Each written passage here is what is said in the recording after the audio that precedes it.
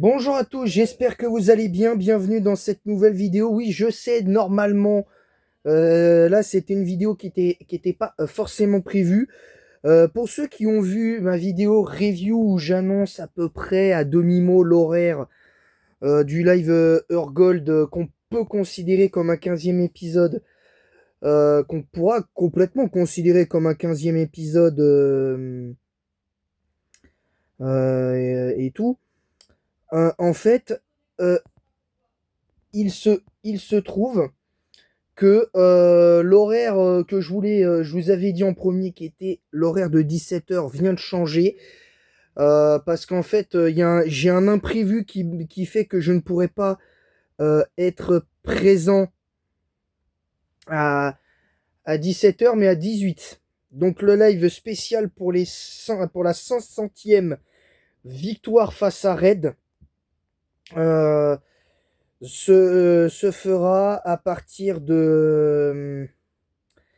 à partir de 18 h ce soir. Voilà, je tenais à vous le dire parce que je voulais vous mettre au courant, évidemment.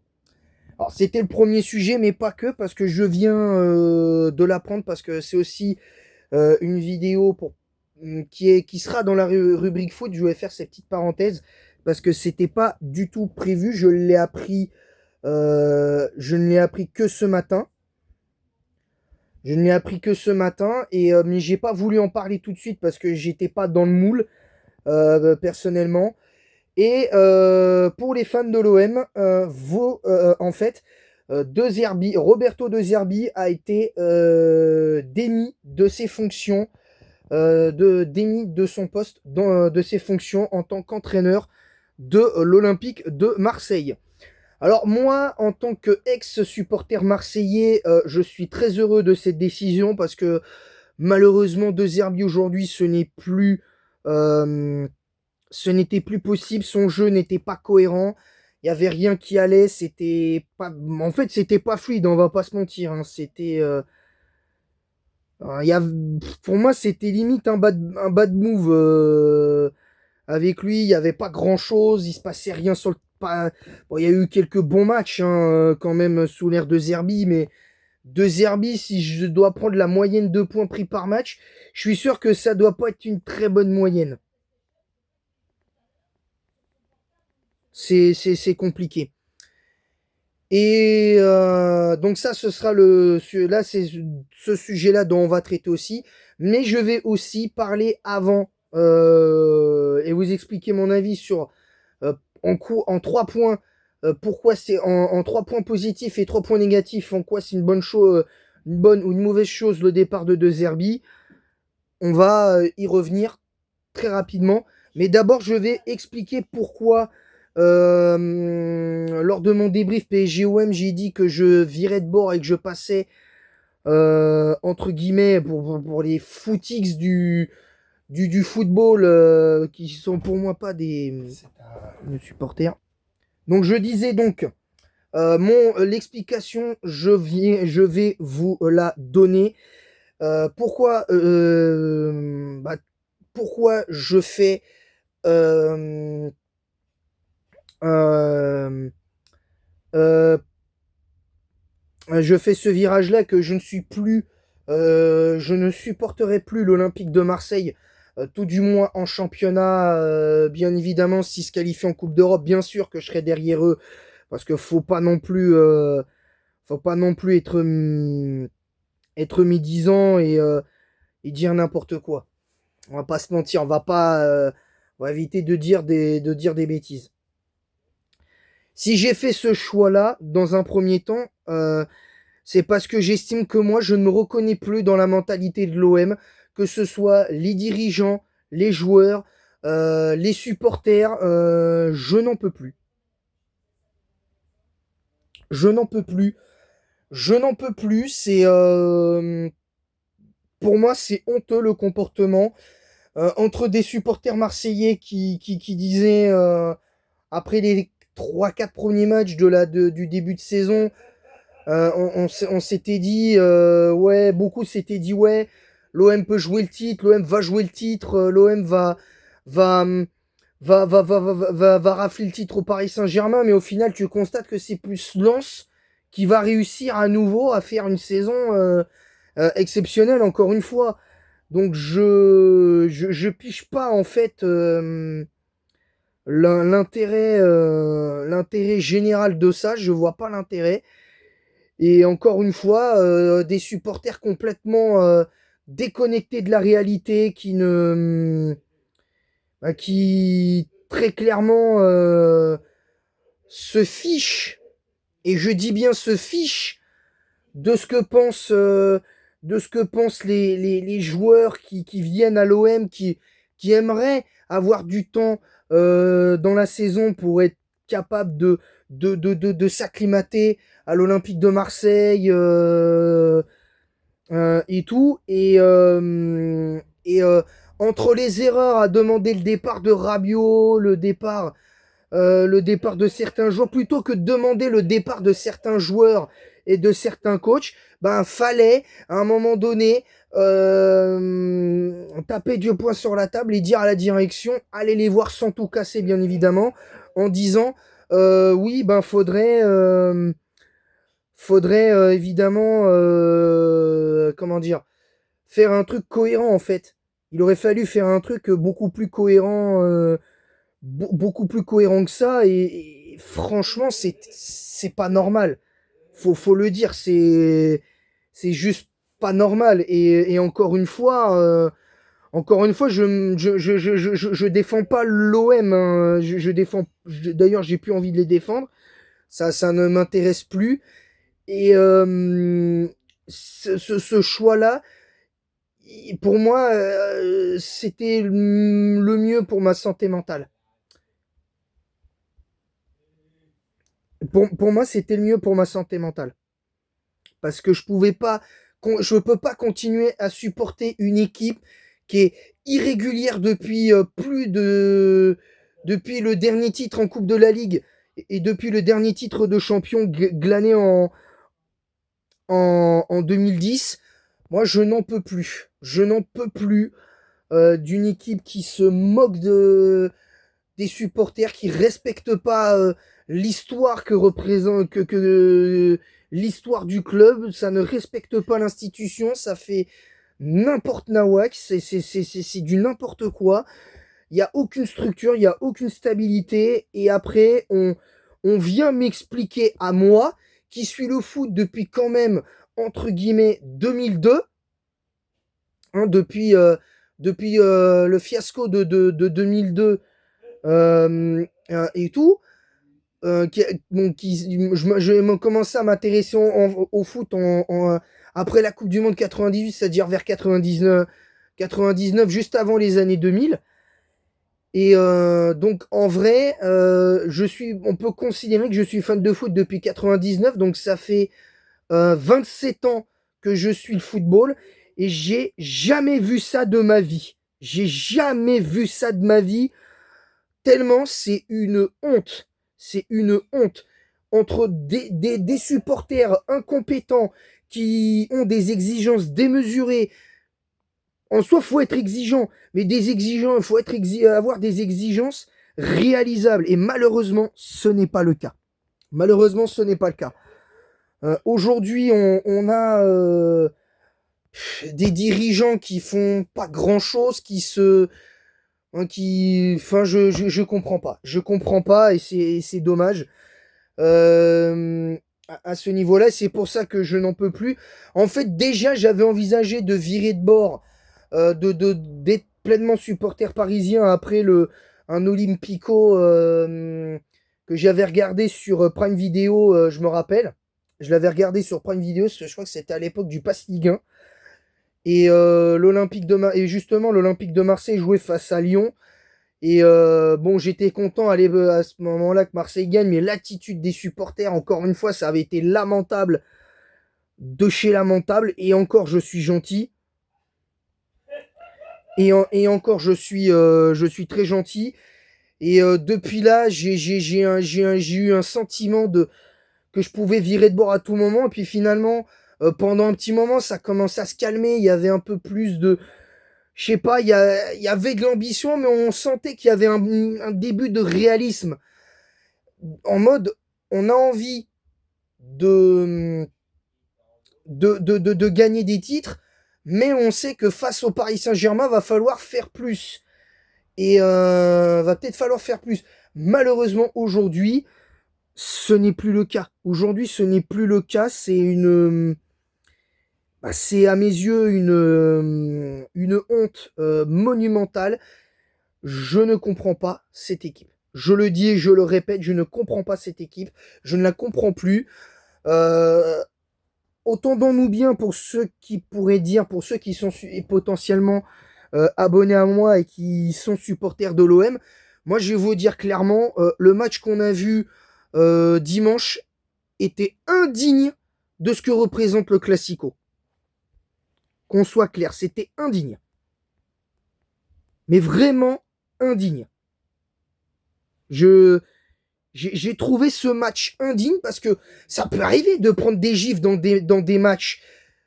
Mais quand tu vois qu'il y a du répondant, parce que prenez encore une fois, et je l'avais dit dans mon débrief, pour ceux qui s'en souviennent, je l'avais dit dans mon débrief, justement, PSG-OM, que même le 5-0 PSG-Inter, l'Inter se fait ramasser à la petite cuillère littéralement, mais,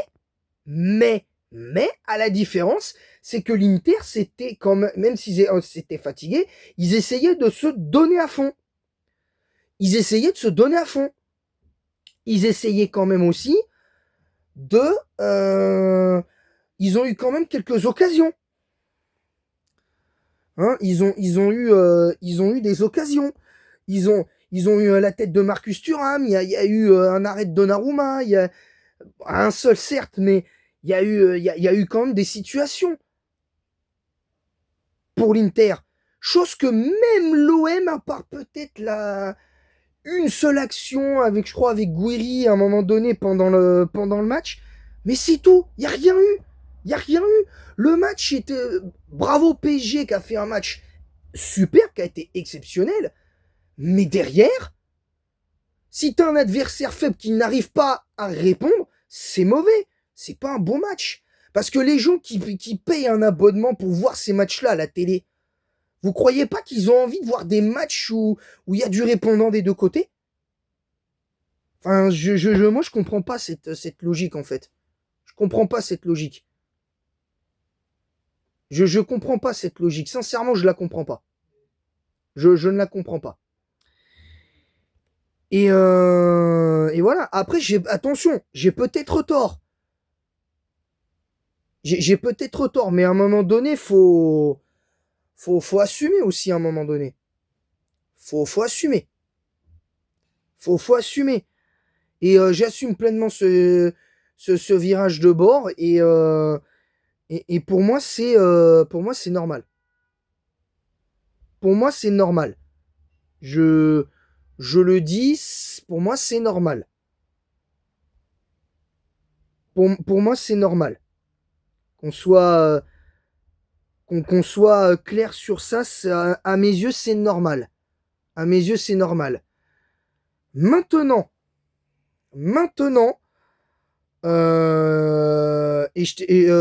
par rapport à mon cas personnel, je vais terminer, je vais terminer là-dessus.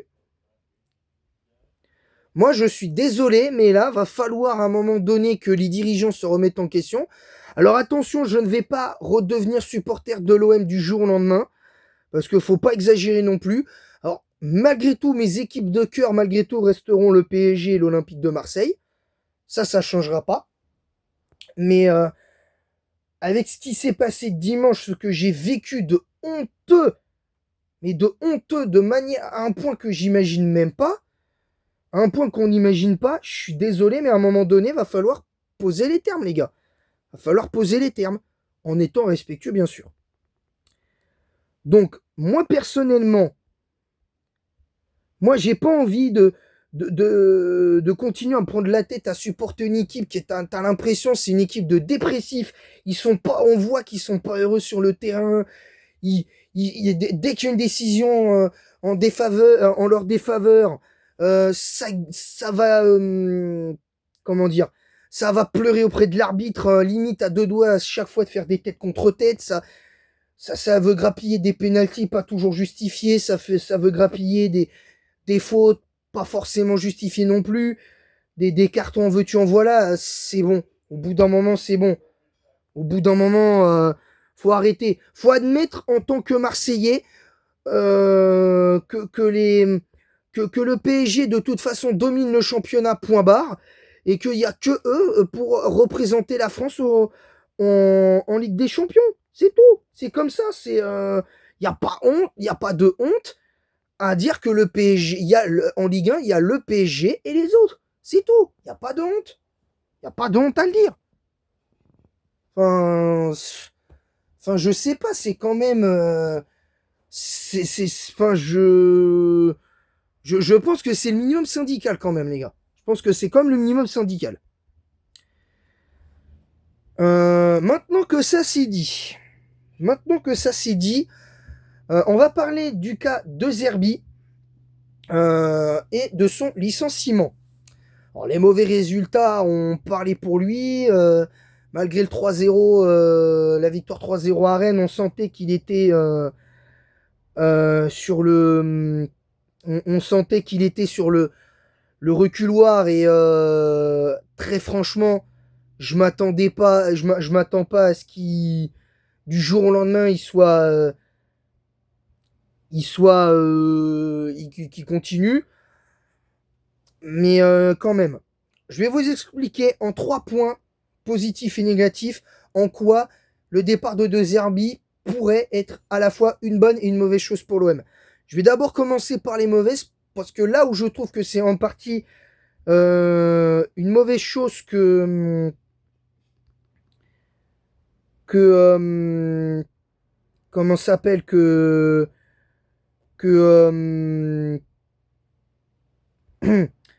le premier point négatif sur le fait que pour l'OM ce serait une mauvaise chose que De Zerbi parte, bien qu'il soit, ça y est, là il est parti, c'est fini.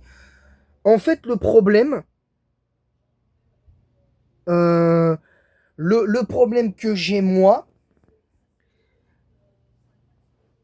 je n'arrive pas tellement à comprendre l'intérêt là-dessus. Je n'arrive pas à comprendre, à part potentiellement l'intérêt financier, je comprends pas. Au final, je comprends pas très bien l'intérêt de faire ça. Le deuxième point négatif de tout ça, c'est que l'OM, encore une fois, ne veut pas faire de la stabilité, n'en a rien à faire que les dirigeants n'en ont rien à faire que l'OM soit dans un climat instable, n'en a rien à faire que son équipe, que leur équipe qu'ils essaient de diriger ne fait plus rien depuis des mois et des années en termes de résultats. Le seul vrai bon résultat de l'OM ces dernières années, c'est une demi-finale de Coupe de France contre Annecy. Non mais faut... Enfin, je comprends pas en fait. J'arrive pas à comprendre et tout, c'est dommage. C'est très difficile. Très difficile. Et le troisième point négatif, c'est que pour moi, au-delà de la responsabilité que moi je donne aux supporters et aux dirigeants et tout ça, faut reconnaître que si les joueurs étaient plus exigeants avec eux-mêmes et se donnaient à fond à chaque match, même si des fois tu perds. Parce que ce qu'on demande à l'OM, c'est pas forcément de gagner tous ces matchs. C'est d'avoir un peu d'honneur sur le terrain. C'est de jouer avec honneur et respect du maillot et de l'institution OM. Et malheureusement, c'est pas ce qu'on a. C'est pas ce qu'on a actuellement. Et ça, pour moi, c'est un problème. C'est un problème majeur à l'OM. Clairement. Donc voilà moi ce que j'en pense. En ces 3 points négatifs. Là où ça pourrait être une bonne chose, le premier point positif sur le fait que ça pourrait être une bonne chose pour l'OM, c'est que là, on va avoir, je pense normalement, et je le souhaite, un climat plus apaisé, en espérant voir l'OM gagner malgré tout, face à Strasbourg au Vélodrome ce week-end. Et j'espère qu'ils gagneront. Parce que j'ai beau avoir viré de bord, moi je leur souhaite pas non plus d'aller en Ligue 2. Faut pas exagérer. Je leur souhaite pas d'aller en Ligue 2. Mais va falloir quand même, j'espère que cette défaite lourde sera une énorme piqûre de rappel pour l'Olympique de Marseille et qu'on retrouvera, je l'espère, dans les 2 ou 3 ans à venir, une équipe de l'OM conquérante, une équipe de l'OM qui a envie de jouer, de se battre pour, pour le club. Ben, peut-être qu'on pourra avancer dans quelque chose. Puis surtout, faut dire que j'avais oublié de préciser dans un de mes 3 points négatifs, le départ de Rabiot a pas non plus aidé. Le départ de Rabiot a pas non plus aidé parce que ça a aidé quand même l'OM à canaliser un petit peu les égos et faut reconnaître que depuis que Rabiot est parti, malheureusement, il n'y a plus rien qui va en fait.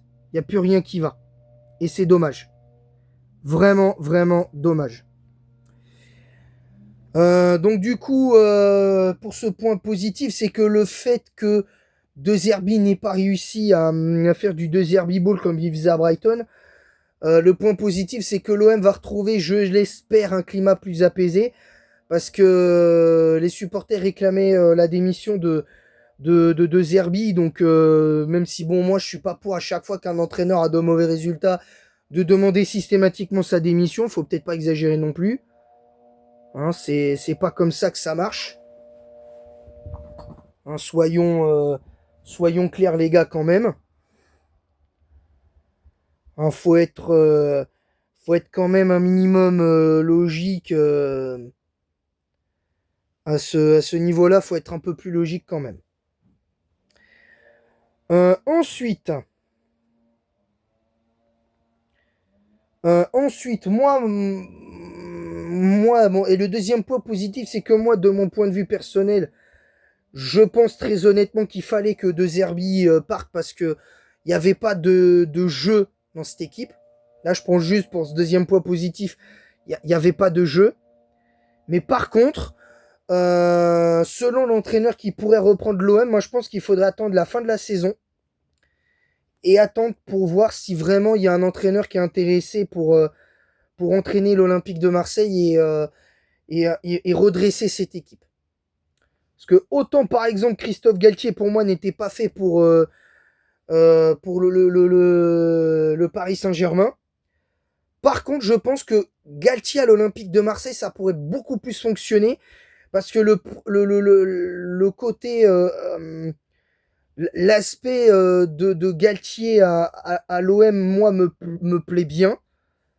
Ce qu'il fait à l'OM, moi, me plaît assez. Donc, je pense que ce qui pourrait faire potentiellement Galtier à l'Olympique de Marseille, ça pourrait être intéressant. Après, petit disclaimer, je trouve le timing assez bizarre quand même malgré tout. Et le troisième point positif, avant la conclusion, c'est que clairement, je pense que il était temps à mes yeux, pour l'OM de se séparer de ce coach qui n'affiche pas clairement ses ambitions, qui certes essaye d'avoir toutes les responsabilités sur lui, hein, parce que c'est clairement ce qu'on voyait pour lui, il se mettait tout sur le dos pratiquement et dédouanait ses joueurs. En soi, un coach qui prend ses responsabilités, j'aime beaucoup, mais c'est pas. Enfin bref, c'est à mes yeux c'est compliqué. À mes yeux c'est compliqué de faire ça comme ça. Clairement c'est compliqué. Voilà, donc ça c'est mes 3 points positifs et mes 3 points négatifs, je les ai évoqués. Ma conclusion c'est que maintenant je ne suis plus supporter de l'OM et que l'OM peut gagner 10 championnats de France à partir de la saison prochaine. J'en aurais strictement rien à faire. J'en aurais strictement rien à faire de ce qu'ils peuvent gagner comme titre. J'en ai strictement rien à faire. Je m'en ficherai comme de ma toute première chaussure. Hein, je vais pas vous mentir. Et, et voilà. Personnellement, je trouve ça un peu dommage. Je trouve ça un peu dommage. Mais maintenant, je suis pleinement parisien et je l'assume. Et je l'assume pleinement. J'assume pleinement ce choix. J'assume vraiment pleinement ce choix-là. Clairement. Hein, faut appeler un chien un chat. J'assume pleinement ce, ce choix-là. Voilà, voilà, c'est tout pour cette vidéo. J'espère qu'elle vous aura plu. C'était une vidéo facecam qui était pas prévue, pas dans la rubrique foot, mais rubrique facecam. Euh... C'était pas spécialement prévu, mais je pense très honnêtement que ça fait du bien. À mes yeux, ça fait du bien d'extérioriser ça. J'avais besoin d'en parler. Donc voilà. Je rappelle donc évidemment pour ceux qui arriveraient en retard pour regarder cette vidéo, je rappelle à partir de 18 h, je serai en live sur Pokémon Earth Gold pour un live spécial pour la 500e victoire contre Red. Et ce ne sera que Red. Je ne ferai pas la ligue. Et ce sera bien évidemment avec ma team de Nuzlocke, mais là on ne sera pas en Nuzlocke. Je tiens à le dire, on ne sera pas en Nuzlocke. Donc que ce soit trop facile pour vous, peut-être, mais au moins là, on n'aura pas le problème du Nuzlocke à ce niveau-là. On n'aura pas ce problème. C'est aussi simple que ça, on n'aura pas ce souci, clairement. On n'aura pas ce souci. Voilà, donc c'est tout. Abonnez-vous, likez et partagez le lien de ma chaîne YouTube sur TikTok, Discord, Instagram, YouTube et Twitch. N'hésitez pas également à activer la cloche pour recevoir toutes les notifications nécessaires pour vous tenir informé des vidéos qui sortent et qui seront en ligne sur la chaîne. N'hésitez pas et n'hésitez pas à venir nombreux pour le live de Pokémon Earth Gold de 18 h. Et en attendant la prochaine, je vous dis à bientôt pour de nouvelles aventures. À bientôt tout le monde!